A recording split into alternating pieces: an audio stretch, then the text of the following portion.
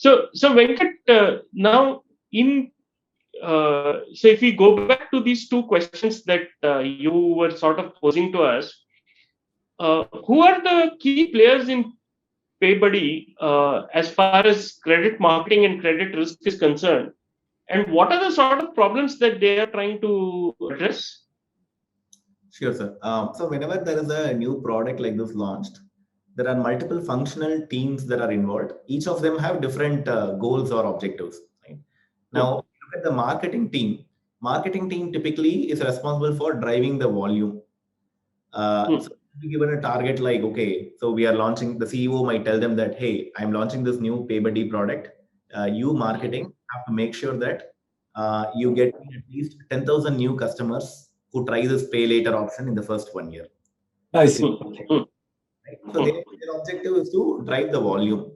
And how can they drive the volume? That is where this whole concept of nudge economics, everything come, right? They have to make sure that the relevant people are shown this option, then only they can drive the volume. If they start randomly showing to people, so most people will not never choose it, and the volume will suffer. So their objective is to drive the volume.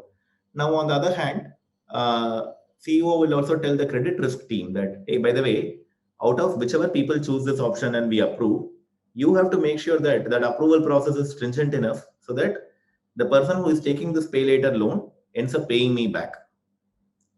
I don't want to run into huge losses by giving random, non-credit worthy people this loan, and they will never pay back, and then my whole business will run into losses. So on the credit risk side, there'll be like credit risk officers and managers whose primary responsibility will be to make sure that when evaluating a customer for this pay later, they take into account all the necessary parameters to make sure that they are credit worthy before giving the loan. So actually, the customers, so it's like a fine balance, because you want to, on the one hand, you want more and more customers. At the same time, you want to lose less and less money. So there's this tension almost. The tension inside the company is between the marketing guy who wants to give away more things and the finance guy who says don't give away anything. Because the finance guy has to manage risk and the marketing guy has to manage revenues. Correct. Precisely. I think you got it very nicely, and it's a real tension we see in our everyday life being part of this company also. Marketing people want to make sure that there are more people getting this option, so their goal is primarily on the volume side. On the credit risk side, it will be a bit more conservative view, right? I don't want to give it off to many people. Like whoever I'm giving it to, they should be good people. So yeah, it's a sort of a tension. Companies typically try to balance both of these goals. On one side, they want the product to grow, volume to increase. On the other side, they also want to make sure that it doesn't completely lead them into losses. So it's sort of a balance. Very interesting. Okay. So at this point, Venkat, does it also make sense for us to go take a look at the data? Sure, sir. I think we should look at the data. Do you have the Excel file, or do you want me to project it? Yes. No, I have the Excel file. Let me share it. So this is the data that you had shared, Venkat. Can you just walk us through this? Maybe I should increase the column. Okay, sir. Sure. Okay. So this is one of the raw data that PayBuddy has within its systems, right? This first tab is called transaction details, which means it's at a transaction level. Okay. So let's probably take one example row and understand what it means. So let's say I'm looking at the row 2. What it says is customer number 17289. He made a specific transaction on March 17th, I believe here. I think that is a timestamp we are seeing. March 17th, 2021 at 12:41 in the afternoon. He's making a transaction. And this transaction belongs to this fashion category, which means he's probably buying a shirt or maybe some dress. And we are seeing the device on which he is making this transaction, right? Because typically either you can use your mobile phone or you can do it on a desktop. So that information is also shown to us. And then comes the very key part for us, which is the column F, right? So the device column, you have something called web, I understand, mobile, I understand. What is POS? Good question, sir. POS means point of sale. Now, point of sale essentially means he's actually buying it in store. Okay. Now, It's a very new thing. What's happening today is that typically in the earlier world, companies like PayBuddy were purely present only online. So they were only online payments. But today they are also expanding to the in-store payments, which means that PayBuddy can give you a card that you can use when you are actually going to the retail store and buying something. Okay. And then they will Or swipe I go to it machine. Sorry. They'll have a machine there which they will swipe. Correct. Okay. or a QR code, is it that I can scan and pay? Oh, yeah, that's a good point. Correct. So this could be a QR code as well, right? Like you see this Google Pay and Phone Pay QR codes in small. This could be that, or it could be in the case of companies like PayBuddy, they also have these cards also, and they give the specific card reader to the retailer. So that can also be a way in which you are using PayBuddy in the transaction. Yes. That's on the device. Then comes a funding instrument. This is what we discussed about earlier, right? Any transaction, if you're an existing customer, you will have multiple options in your PayBuddy wallet. This particular option was chosen for this particular transaction. So in this example, the customer chose to use the pay later option of PayBuddy. In other transactions, you are seeing that either they use what is called as wallet here means the balance that is existing like cash in their wallet. So that is an option. They could have used net banking. They could have used a credit card and so on. This data is prior to nudge or after nudge? Or? The assumption here is that this data is during the initial launch of a product when there was no nudge. Basically, then at that point, just marketing and people would have decided to show this option randomly to 50% of people, because at that time they don't have enough information to do a proper nudge and all. So this data was collected in a random way, but it still shows you where the customers. This can be used to create the nudge kind of mechanism. Okay, we want to create the nudge mechanism. All right. We want to. So this is more like, assume this is organic data. You want to look at the patterns that exist in this data to decide what is the right nudge to provide to the customer. Okay. And finally, you see the price column, which is nothing but the price that was paid for that particular transaction. So in this case, you can assume these are dollar amounts, since we are talking about a US company. So we can see there are some fairly low value transactions and some very high value transactions as well. Huh? Travel is the highest. I mean, that's what I'm seeing. Huge amounts of mobile also, of course. Yeah, mobile. Correct. Travel and mostly travel. Yeah, I think. And then fashion seems to be some fairly low. It actually seems to range. There's a huge range in that fashion thing. Yeah. And we had seen some of this GV in the FabMart case as well, right? If you remember. We saw that in that case also, yeah. There they had something called FMCG, which was very low price, very high frequency. And they did not have travel. They had mobile, they had lifestyle, and they had FMCG. So here travel is new. Yeah, lifestyle could probably incorporate fashion. I mean, of course, in e-commerce. Fashion. In that FabMart case, there will be no travel. Correct. So that is fashion. Yeah. Okay. Yeah. So fashion could. One, we are seeing low ticket, but it will be interesting to see if there is a range of values. That are fashion too. And travel, yes, definitely, it looks like a high ticket item. As we can imagine, these are probably international travel tickets or whatever purchased through PayBuddy. So it seems to typically have a higher value in it. There's some crazy thing called website something. What is that? I mean, just if you click on that website, what is that? Website services. What is that? Yes, sir. So there are these online merchants that enable you to build your website and all, right? Let's say you maybe like people in India who like small time sellers, right? From home, they are making, say, pickles or like homemade clothes and selling it online. They are not professionals, so they need some services to build their website. So there are these companies that enable you to build your own website. NetGuru or something like that. And so this person is, that customer basically has bought some websites. I see. Okay. Right. There are websites like GoDaddy and all where you can purchase like. So this is some such service like that. And for payment to that company, they have used PayBuddy as an option. Okay. All right. Okay. So this sheet, I think, is clear. Is that That's- There was another sheet also that you had given us, Venkat, for customer details. Yes, sir. So what we saw earlier was details around a particular transaction that a customer made. Here, this is more like our customer database, where for each customer, we are storing some kind of information about his past behavior, right? So in this case, we are saying that if you look at the row 2, the customer number 17289, we have a zip code information. Since this is US, we are talking about zip codes. What is zip code? Zip code is exactly like a pin code in India. I see. In US, they call it zip code, which sort of tells you about the customer's locality and where he lives and all. And there is some interesting things you can guess about the customer based on his zip code, is it?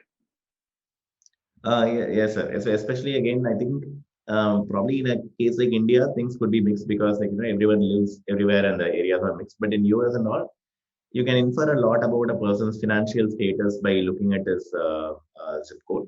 But I want to add one I note see. of while for marketing purpose, this is probably not a bad idea to use this information. When you talk about credit offerings, right? There are rules in the US that prevent you from using such information to decide credit, because especially in the Oh, I see. certain Discrimination. Some kind of discrimination. racial discrimination, there are certain races or ethnicities who live in certain areas. So the moment you start using zip code in a credit decision, you can systematically remove certain minority population from your any credit approval. So this is prevented by law in the US to use location and all in credit decision. So when you're doing some of these analysis, Venkat, you have to know the local regulations as well. Ah. Yes, sir. Yeah, in fact, good point. It's not only the model building team knowing or analysis team knowing. There are in companies like PayBuddy, there is a dedicated team who will review your strategy and models to make sure that you are sticking to the rules. So every model or rules go through that legal review, especially as long as it's credit related, to make sure that all the regulations are adhered to. And I was told that I tried taking one of these numbers and typing it to see whether that zip code exists. It was not there, and so I was told that you massage these zip codes to ensure that some privacy of the. This is of course out of fictitious data only. The idea was to create a case study that sort of reflects how things are in the real world without revealing any real data. So this is a fictitious thing. But yeah, the real data also in a way looks like this. See, on one side, a company giving credit has to know the customer's location, right? Like if, let's say he doesn't pay back, they have a collection mechanism. So they need it's an information that they can genuinely ask the customer to supply when he is applying for a credit option. That said, they cannot use that information to decide whether to give him credit or not. And how do you know that whether the person is using it or not? That's why the model governance team and legal team will actually, like, let's say you're building a machine learning model. You put all these variables into the model. There will be another team who does a scrutiny of, hey, have you used a variable like this? Have you used a data point like this in your model? So it goes through all the regulations. And let's say by accidentally something is used, the company, like a company like PayBuddy, will have to pay a huge fine to the US legal authorities if they end up doing something like that. So people are generally very cautious. They never use information like this. Okay. In fact, okay, so that is zip code. That is zip code. Then you come to account age, right? Which is what this means is how long has this customer been a customer of PayBuddy? Like when did he open his PayBuddy account? So when it says it means that before 18 months, this customer opened his PayBuddy account, and similarly the other examples here. This could be a very important dimension because it sort of gives you the confidence on how long have you known this customer, right? Did he open his account yesterday or has he been with you for the last 2 years? So that is one dimension. Then comes the next two columns. So this guy here, you seem to have known for very long, 51 months almost. It's almost 4 years he's been your customer. So that is definitely an important dimension. So if we were to build a model, we will put this as a variable. or if we are doing some analysis, again, this could be an important dimension we look at to decide our rules. Okay. Okay. Then our The next. D and E, which are both sort of similar but slightly different. They are saying in the last 12 months, how many transactions has this customer done using his credit cards, right? Is it number or is it value? Is it value or number? It is the number of, it's a dollar value of the transactions. I think Dollar value. Okay. it's said here, but it's a dollar value. So $542 worth of credit transaction the first customer has done. Correct. Whereas he has done $25,741 of debit. So this guy is clearly, he doesn't like credit cards. I mean, he's used it once or twice, but generally he's a. It could He or be she. another thing. Huh? One is he probably doesn't like credit and therefore he's using debit as one interpretation, like you said. Another interpretation is maybe his credit quality is not very high, which means It could be the other way. every credit card has a limit, right? If you're a very good credit customer, they'll give you some, in India, they'll give you a 4 lakh, 5 lakh limit. But let's say you're a new credit customer, they'll give you only a 30,000 rupees limit. Similarly, there are those concepts in US as well. So this could mean that this person either doesn't have too many credit cards, and even if he has one or two, the credit limit is very low. So he has no other option but to use his bank account or debit card to make a transaction. Mm-hmm. So this customer number, again, this very old customer, he has done the other way around. You can see that he spent almost $30,000 on credit cards and only $2,500 on debit card. Yeah. There'll be different flavors that you see when you look at across customers.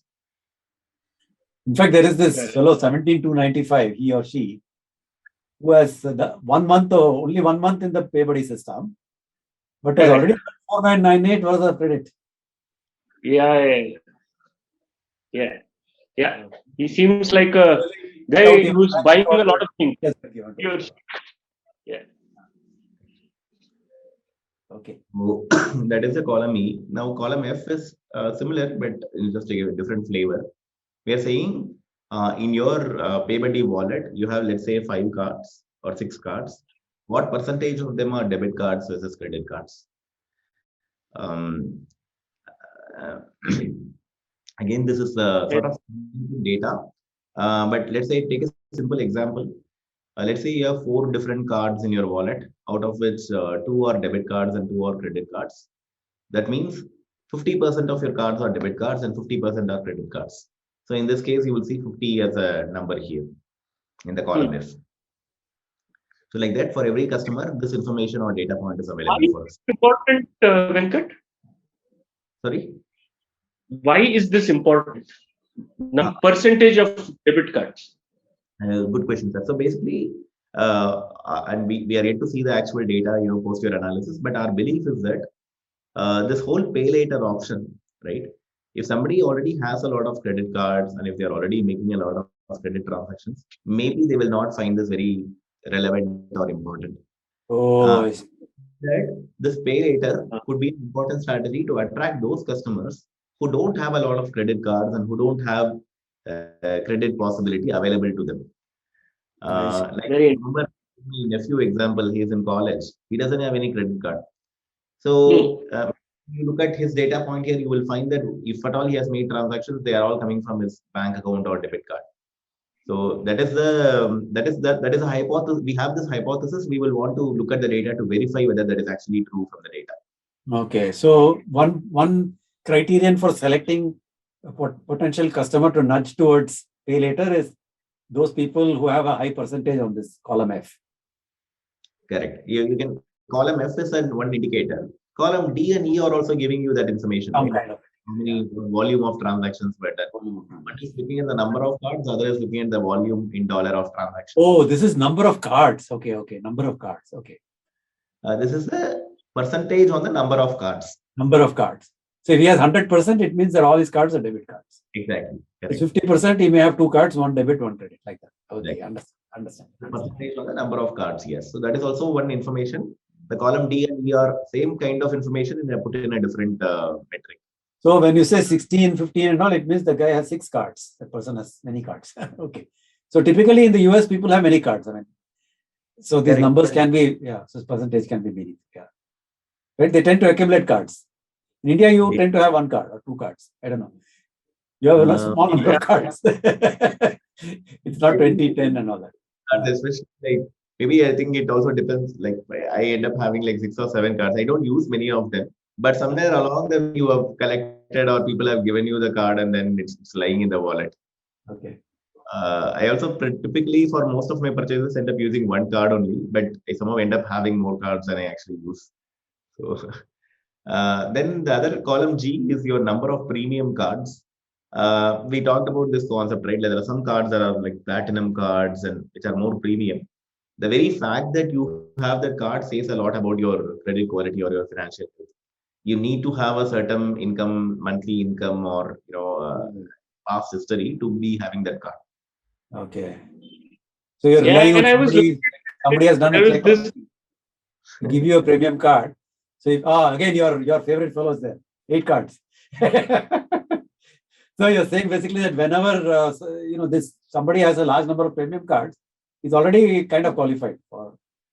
Correct. And again, I think that's what once we look at the data, we will see we should be able to see whether that translates to the person's being interested in pay later option or not. Correct. The last column is another equally, it's a very different dimension. We call this engagement segment in most of these companies, which is that all this whole, whether he's a debit person, credit person, like I leave out all of that.